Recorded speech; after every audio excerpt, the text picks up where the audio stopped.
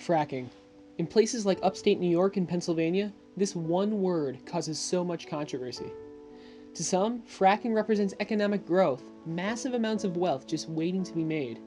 To others, fracking represents the destruction of the environment, contamination of our water, and a decline in our general well-being. In this video, I'm going to be covering how fracking is done, the economic and environmental benefits, the economic and environmental negatives, and my opinion on whether or not fracking should be allowed in New York. Before going into the pros and cons, it helps to know what fracking is and how it's done. While traditional wells allow us to access pools of underground gas, fracking allows us to access the gas that's trapped in the pores of underground rocks. Hydraulic fracturing, commonly referred to as fracking, is, according to Google, the forcing open of fissures in subterranean rocks by introducing liquid at high pressure, especially to extract oil or gas. In layman's terms, it can be described as using water to create cracks in underground rocks, giving access to the resources inside of them. Now that we know what it is, let's take a look at how the well is drilled and how the natural gas is extracted. When making a hydrofracking well, workers must first drill down vertically. Around the first 1,000 feet, multiple cement and steel layers are added so the aquifers don't get contaminated. The average depth of the well is 7,700 feet, the height of 6 Empire State Buildings. After the vertical section is complete, workers start drilling horizontally. This part can range from 1,000 to 6,000 feet. Once the horizontal part is complete, the well is perforated, creating small holes for the fracking fluid to pass through.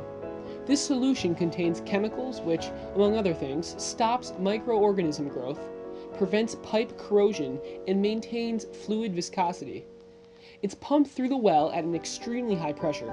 When the fracking fluid reaches the perforations, it cracks the shale. Proppants, such as sand or ceramic beads, are also added to it. These hold the newly created fractures open. After the fracturing is complete, the fracking fluid is pulled out and the collection of natural gas begins.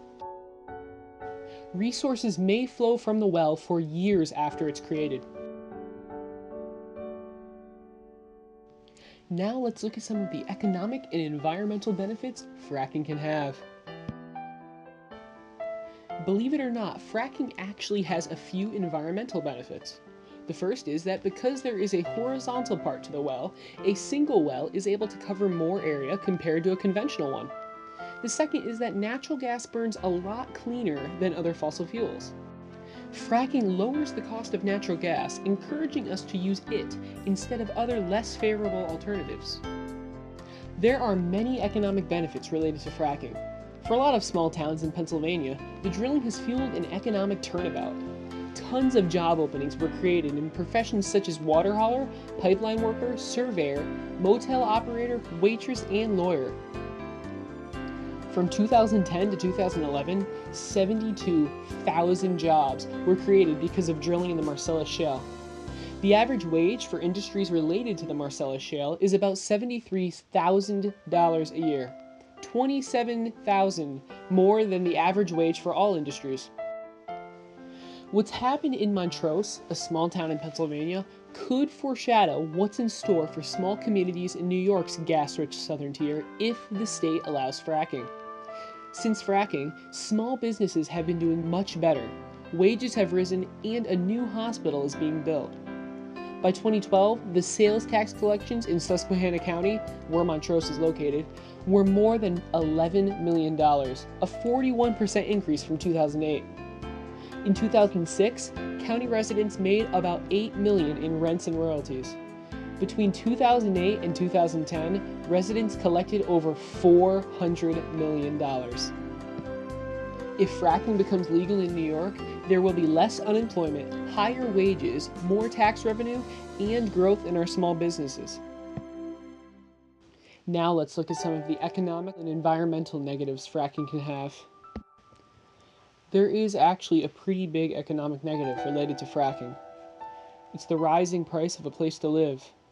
In Montrose, from 2010 to 2011, the price of a single-family home rose more than 12% to $160,000.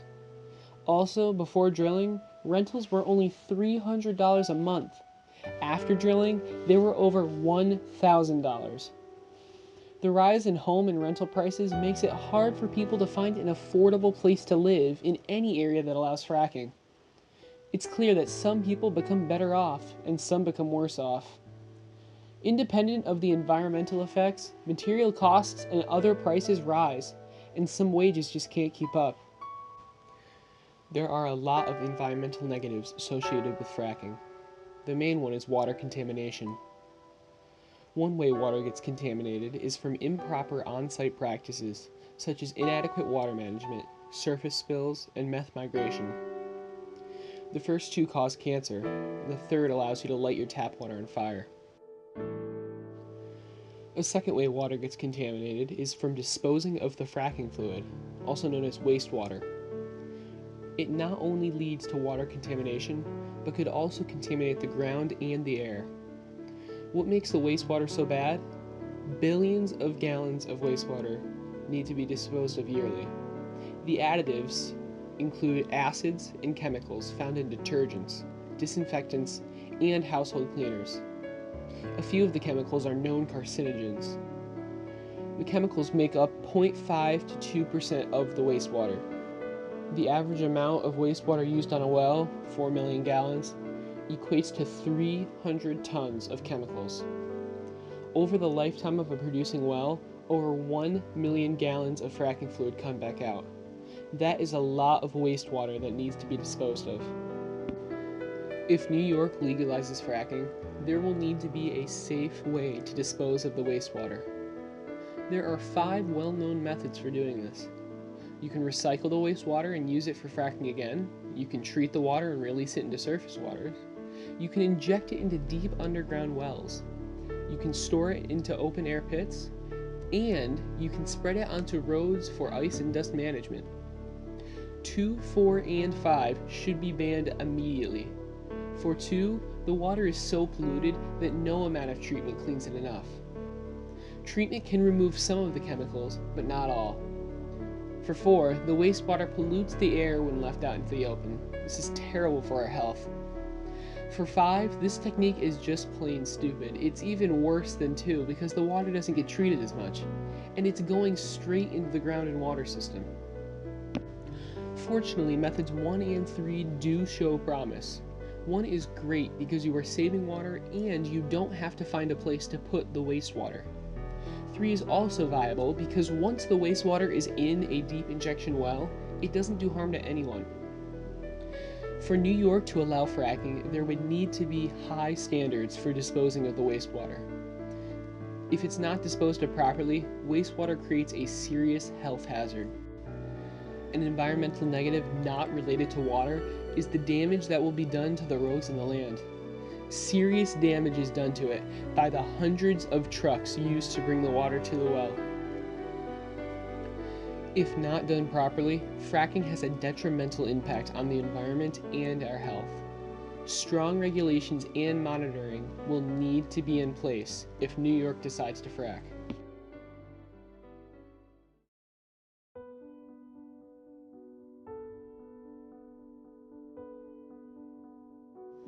I do believe that fracking should be allowed in New York State, but only after strong regulations that will prevent unsafe practices are put in place. This industry has potential to become safer, but regulations that require the monitoring of every single well and that ban practices that contaminate our water will need to be enacted on at least a state level. Every industry makes mistakes, but mistakes in the fracking industry need to be kept to a bare minimum if we want to see it in New York.